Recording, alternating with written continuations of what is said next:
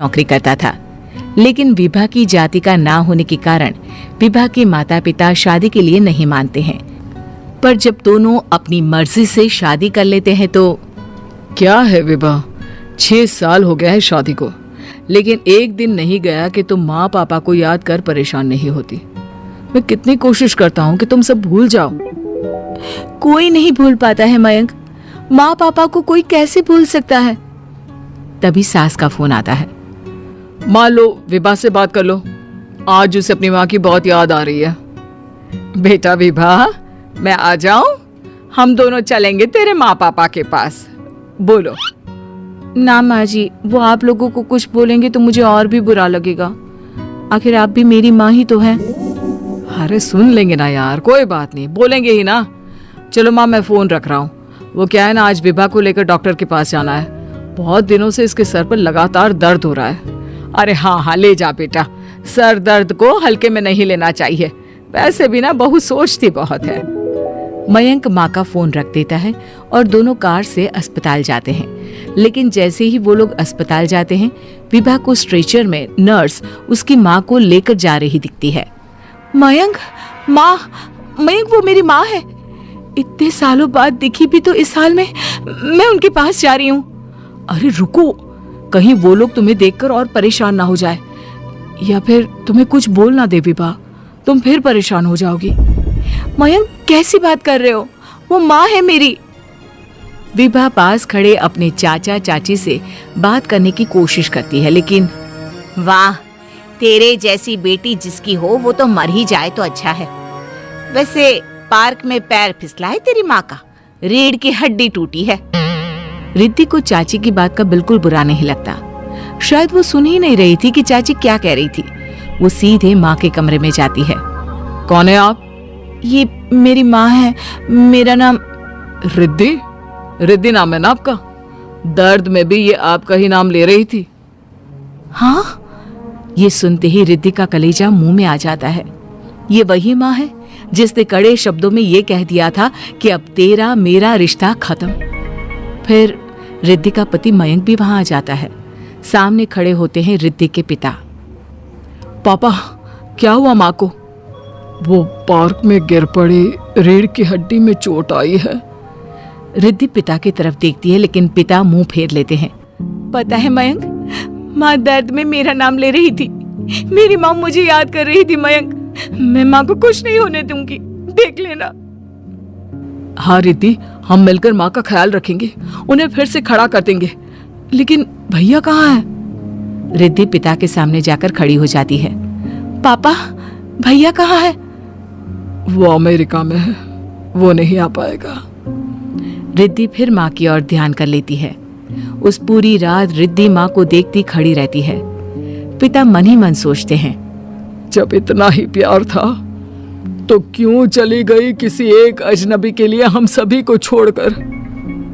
तभी डॉक्टर बाहर आते हैं। आपकी वाइफ को होश आ गया है, क्या मैं उनसे मिल सकता हूँ? जी नहीं, वो बार बार अपनी बेटी का नाम ले रही है। रिद्धि बेटा, तुम अंदर चली जाओ। माँ रिद्धि को देखकर रोने लगती है। बेटा, माँ के गले लग जा। मैंने तो सोचा था तेरा चेहरा देखे बिना ही मर जाऊंगी। ऐसे कैसे? भला मैं अपनी माँ को कुछ कैसे होने दे सकती हूँ? माँ उठने की कोशिश करती है, लेकिन वो उठ नहीं पाती। देखिए, आपकी रीढ़ की हड्डी में फ्रैक्चर है। मुझे प्यास लगी है, पानी पीना है। रुको माँ, मैं हूं ना, मैं पिलाती हूँ पानी अपनी माँ को। कोई और नहीं आया?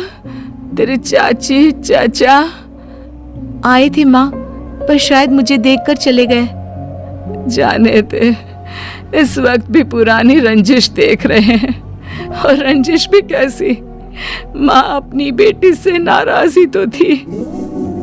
रिद्धि अब पूरे समय माँ के साथ रहती है। उनके हर काम को करने में उनका सहारा बनती है। फिर एक रोज, आज आपको चलने की कोशिश करनी थी, लेकिन हमारे फिजियो के डॉक्टर नहीं आए जो आपको पकड़कर चलाते, तो फिर आज। डॉक्टर साहब, मैं हूं ना, मैं माँ को चलने में मदद करूंगी। रिद्धि माँ को चलाती फिराती, उनके खाने पीने का ख्याल रखती। ये लो, दवाई खा लो। नहीं, मैं रिद्धि के हाथ से खाऊंगी। ये क्या बात होती है, रिद्धि के हाथ से क्यों? वैसे भी अब कल से तुम्हारी छुट्टी होने वाली है, फिर तो मैं ही हूँ जो भी हूँ। तभी वहां रिद्धि आ जाती है। पापा, मैं बस कुछ मिनट के लिए डॉक्टर के पास गई थी। ये दवा। तुम्हारे पापा नहीं बताएंगे, लेकिन वो मुझे दवाई दे रहे थे। कल से मेरी छुट्टी है ना। लेकिन ये तो गलत दवाई है पापा। इतनी ढेर सारी दवाई है ना, इसलिए भूल हो गई होगी। नहीं नहीं माँ, सिंपल तो है। मैं बाहर जा रहा हूँ, कल आ जाऊंगा छुट्टी कराने। अगले दिन पिता अस्पताल से माँ को ले जा रहे होते हैं कि रिद्धि बेटा, इतनी जल्दी किसी की छुट्टी नहीं हो पाती, ऐसे रीढ़ की हड्डी के मामले में। लेकिन तुम्हारी दिन रात की मेहनत ने तुम्हारी माँ को व्हीलचेयर में बैठने लायक बना दिया। बस इसी तरह 1 महीने और सेवा हो जाए तो क्या ये फिर से दोबारा पहले जैसे चलने लगेगी? हाँ, चलने क्या, दौड़ने लगेगी। अब क्या था, पिता कुछ सोच में पड़ जाते हैं कि रिद्धि कहती है, माँ मेरे साथ मेरे घर चलो, 1 महीने मैं तुम्हारी सेवा करना चाहती हूँ। नहीं, चलना है तो तुम चलो अकेली। उस लड़के के लिए ना हमारे दिल में जगह है ना घर में। पैसे वाला होगा तो अपने घर का। पास खड़ा मयंक रिद्धि को इशारा करता है। तुम जाओ रिद्धि, तुम्हारी माँ को तुम्हारी जरूरत ज्यादा है, मैं समझ सकता हूँ। रिद्धि भी माता पिता के साथ मायके चली जाती है। वो माँ की सेवा दिल लगाकर करती है। पिता भी रिद्धि को माफ कर देते हैं। और फिर 1 महीने बाद, देख रिद्धि, मैं बिल्कुल ठीक हो गई। सच कह रहे थे डॉक्टर कि मैं तो दौड़ भी सकती हूँ। बस माँ, तो अब मैं चलती हूँ।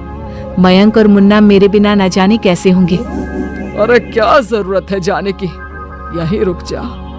या फिर नहीं पापा, उस दिन आपकी शर्त मैंने सिर्फ माँ की हालत देकर मानी थी, लेकिन अब नहीं। अब मैं इस घर में तभी कदम रखूंगी जब मेरे पति को भी इज्जत से बुलाया जाएगा। पिता समझ जाते हैं कि बेटी क्या चाहती है।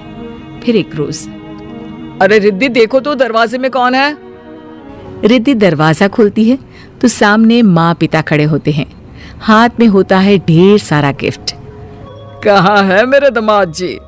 मयंक और रिद्धि माता पिता को देखकर खुश हो जाते हैं और माँ मुन्ने को गले लगा लेती है।